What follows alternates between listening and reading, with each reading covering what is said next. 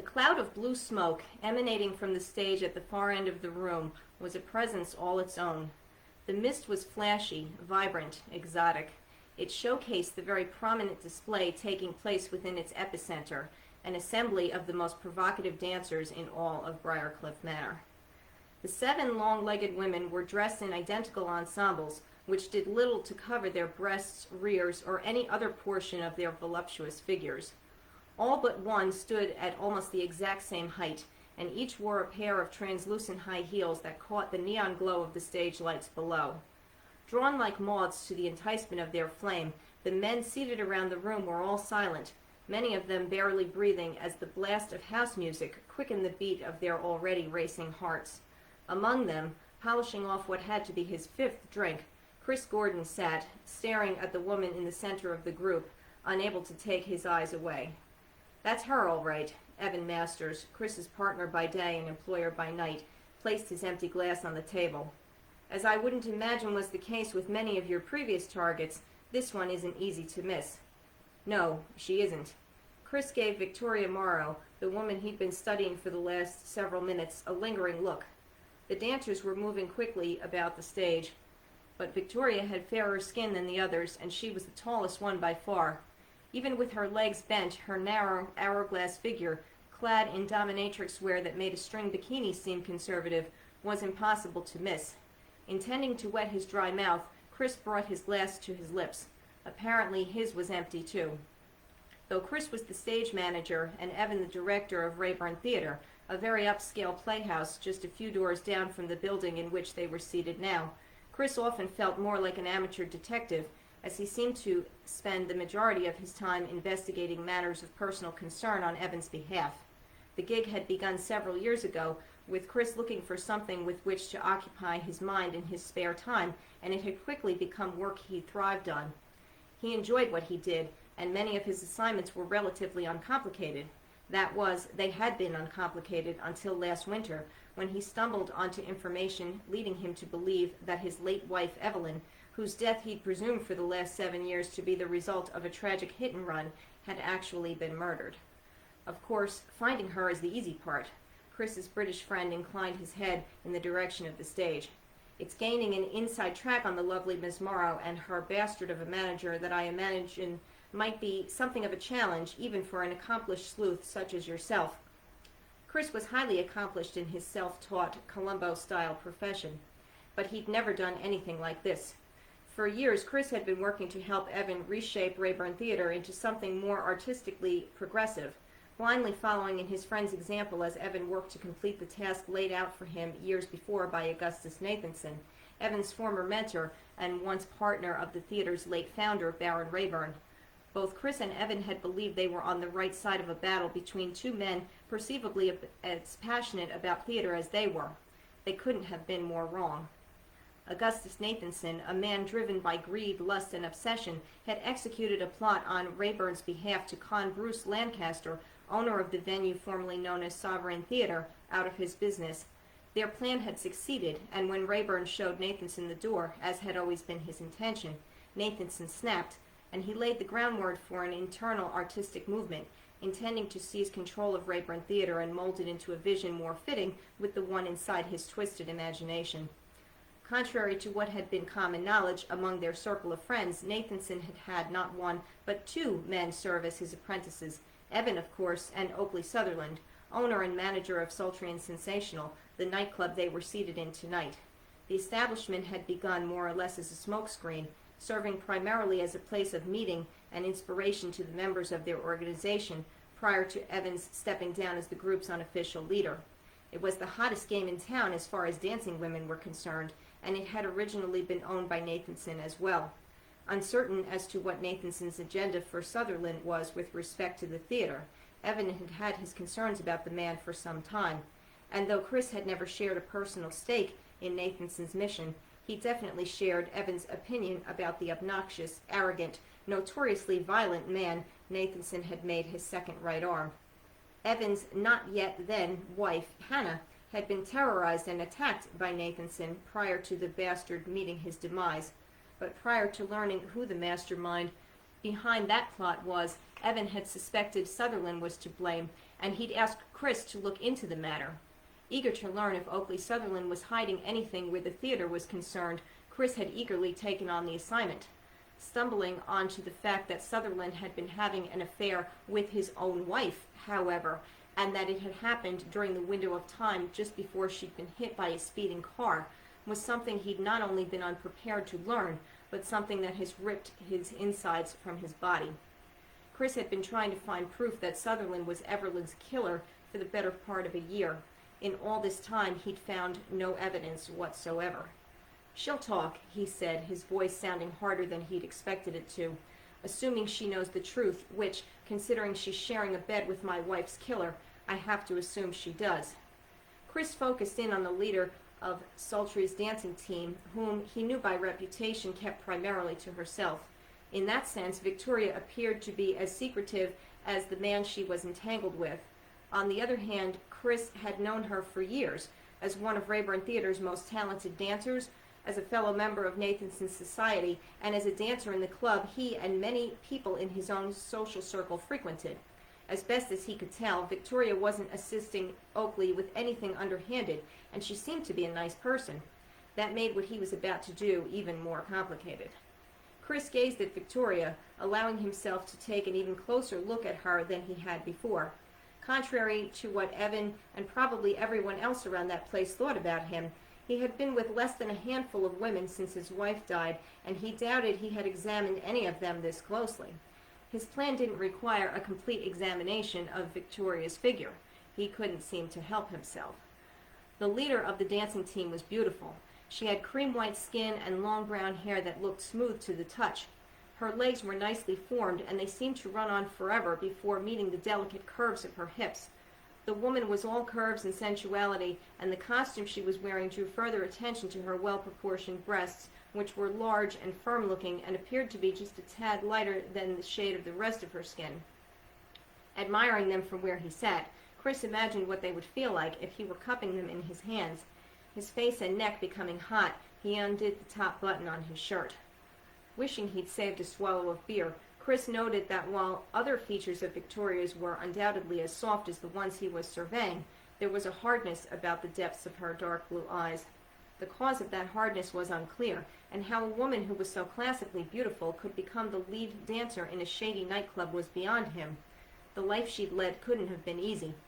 Reminding himself that nothing beyond the surface was ever evident, that Victoria could have been sitting in the passenger side of Oakley's car the night Evelyn was hit, for all he knew. Chris released a staggered breath and shook his head, preparing himself to do what needed to be done. "I know I don't need to tell you about getting around a woman, but be careful." Evan raised his hands in applause as the dancers struck a lingering pose before vacating the stage. "The last time I tried to do something similar, it really didn't end well." Chris furrowed his eyebrows, not entirely sure of whether Evan was referring to Cassidy Sanderson, one of the dancers with whom Evan had had a very awkward encounter in the midst of trying to protect Hannah from Augustus Nathanson's unhinged son, Sebastian, or if he meant Hannah herself, Hannah who, in addition to being Evan's wife, was also Rayburn Theater's majority shareholder. Evan and Hannah had had a bumpy road before getting together, and as the two battled one another for control of Rayburn Theater, Evan had worked on Hannah, attempted to make her soften, so to speak. Chris was about to do something similar where Victoria was concerned, but his plot wasn't nearly as conniving as Evan's had been. Though Evan's actions had been the result of Nathanson's manipulations, Evan had been fighting for control of Hannah's family legacy, and he'd done so after having been intimately involved with Hannah years prior. Chris and Victoria didn't know one another from Adam. "Careful's my middle name," Chris assured his partner in crime. He glanced at the 6 women who'd walked onto the stage and observed, just as he'd expected, that his target was not among them. He got to his feet. Making it look like he was walking to the men's room, he wove his way between the high-top tables to the far back corner of the room. Instead of pushing through the door at his right, he kept moving, not stopping until he'd reached the corridor that led to the area behind the stage. The idea of confronting Victoria Morrow in her dressing room bothered him, but he really didn't have a choice if he wanted to make this encounter happen at any time during the next century. Chris checked to make sure that no one was paying attention to him. He held his breath and entered the dark, closed-off hallway. The wooden doors that lined the hall were all closed, but the light seeped through the cracks beneath them. Laughter and high-pitched chatting emanated from within the source of that light. Unsure as to where to begin, Chris turned to the door to his right, attempting to determine whose voice he was listening to on the other side when he caught the sound of another door closing behind him. He turned just in time to see the tall, brunette woman at the other end of the hall, wearing a long black coat and sending a blast of cold air his way as she opened the back door. Victoria. A gust of winter wind struck Chris's face and ears as he opened the door Victoria had just closed. He reminded himself that he was doing this for his daughter as much as he was for himself, and he tugged the zipper on his jacket as high as it would go as he looped around the building, keeping a steady pace as he followed his target up the block. She was moving very quickly, giving him the impression she was in quite a hurry to get wherever she was going. Her long hair blew against her face, and her unbuttoned coat flapped against her back like a cape. It couldn't have been more than 40 degrees outside, and the woman was walking around in the equivalent to underwear and a coat that wasn't even closed. If the circumstances were any different, he would have called out to her and insisted she go back to the club and put on something that would keep her from freezing to death. As he fought to keep up with her, Chris stared at Victoria's high-heeled feet, which were moving at a remarkable pace. It was hard to believe that this woman, immune apparently to painful footwear and frigid temperatures, could be engaged to a man like Oakley Sutherland. Tailing her from one block to the next, he pondered whether the same clever lines had been used on her that he assumed had been used on his wife. Victoria was a mystery to him, but Oakley was a certifiable nut job. If she didn't have a reputation for being so tough, he almost would have been concerned about Victoria's welfare. As they wandered along what had to be the 5th block, Chris asked himself where the heck Victoria could possibly be going. Was she meeting someone, a friend, her drug dealer? He'd never known her to use drugs, but they were well past the vicinity of the theater, headed in the direction of completely uncharted territory. Chris kept a steady pace in spite of himself and watched in astonishment as Victoria's heels clanked against the sidewalk for yet another 3 blocks. He was just about to call out to her when she turned and entered the small gated park. His frozen limbs breathed a silent sigh of relief, but he was disturbed by the fact that she had gone into a park after dark alone. She could be mugged, raped, or worse. What in the world was she thinking? Thankfully, Victoria didn't venture too far into the park. The gated section of grass and concrete wasn't particularly large either. Some fir trees lined the back fence, a couple of benches stood beneath them, and a fountain had been built in front of it all, facing the road. Victoria strode down a cement path and sat on the fountain's base. She tugged her coat closed and adjusted her position several times before settling on one that apparently made her comfortable. It was after 3 a.m., but the fountain was still going, and Victoria closed her eyes, rolling her shoulders backward and then forward as though she were at home in her bed. Chris was almost glad he was there, as someone obviously needed to be keeping an eye on this crazy woman, who, for all her rumored smarts, didn't appear to have any common sense when it came to the dangers of nightlife in New York. Incidentally, however, she had provided him with the perfect opportunity to obtain what he'd come for. Chris took a deep breath as he stepped out of the shadows. Victoria didn't flinch, nor did she open her eyes. He approached her. Peaceful night, isn't it? Bright blue irises shot out from beneath their lids. Almost tumbling backwards into the water as she placed a hand against her rising chest, Victoria exclaimed, "Oh my God, are you crazy? You scared the hell out of me." "I can see how I might have taken you by surprise." Chris sat beside her. "Seeing as how you're sitting alone in a park at night where any man could come along and do anything he wanted to you." Victoria pursed her cherry-red lips. "Clearly, but I'm not a woman most men want to mess with." "Patrons, given your nightly profession, I hardly see how that could be the case, Victoria." "Patrons don't typically seek me out after a performance and follow me up the street," Victoria snapped. "You may think you own the stage at Rayburn Theater, but you certainly don't own Sultry and Sensational. Who the hell do you think you are?" Chris shifted his eyes, which had found their way to the sections of Victoria's skin her coat failed to hide. He'd only known her on a professional level prior to the start of this conversation, but he hadn't expected her to be this defensive with him. Her words were as sharp as daggers, but being this close to her, knives were the very last thing on his mind. He could see what other men found so appealing about her. She was stunning, with eyes like sapphires, hair like silk, and skin like the finest of porcelain. Like Evelyn, Victoria too had probably been sucked into Oakley Sutherland's web. He needed to stay strong. Shaking his head, Chris forced the empathetic thought out of his mind. "This may sound strange, seeing as how I followed you here without you knowing it," he said, "but I was concerned." "Concerned? I saw you walk out of the club half-dressed, and when I realized you were alone, I became concerned for your safety. I called out to you, but you were too far gone to hear me."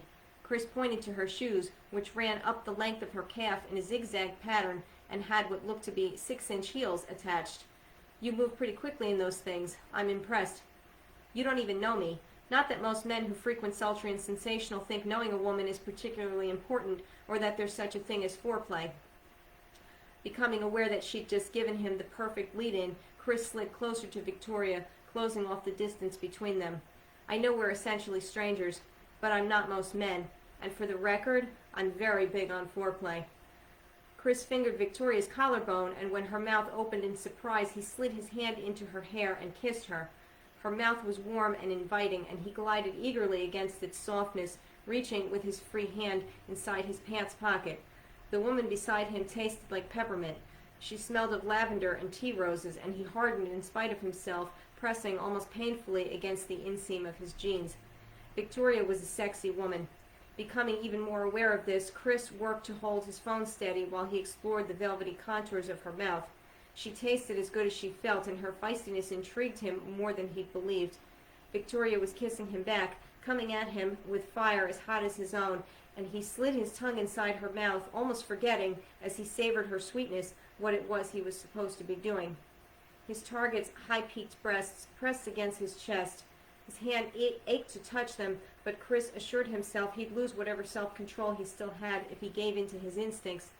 Attempting to distract himself, he brought the hand that had been stroking Victoria's hair down the delicate curve of her back. The brush of skin against skin only sparked the fire inside him, and he placed his hand against Victoria's bare thigh, sliding his palm beneath the weight of her jacket.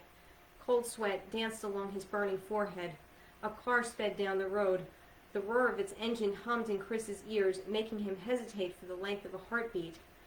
Suddenly aware of where he was and what he was doing, Chris opened his eyes as the woman beside him drew back. "Victoria!" She slapped him, branding his skin with the sting of her palm. "How dare you!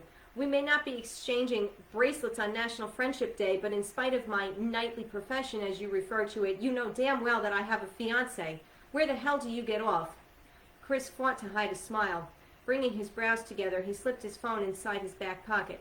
"My apologies, Ms. Morrow. This was only supposed to be about ensuring your safety. I overstepped. In turn, I can see that you're a capable woman who's more than up to the task of looking out for herself. You have a good night." Chris got to his feet. The wave he offered was met with a scowl as he turned and left the park. Tonight had been a success. He'd done what he'd set out to do, and he'd set the stage beautifully for what was going to be the next part of his plan. Except something had thrown him for a loop, because it wasn't only an erection he'd gotten as he was kissing Victoria Morrow. Her mouth had had a major effect on him, one as strong as the woman on the other side of it. Being that close to her, he hadn't been able to control himself. Had that car not come by when he had, he wasn't sure he would have stopped what he was doing at all. Chris wondered whether he really could see this thing through to the end, because only one other woman had ever had that sort of effect on him, and if he intended to get that woman the justice she deserved, he had a feeling the ride ahead of him was going to be anything but smooth.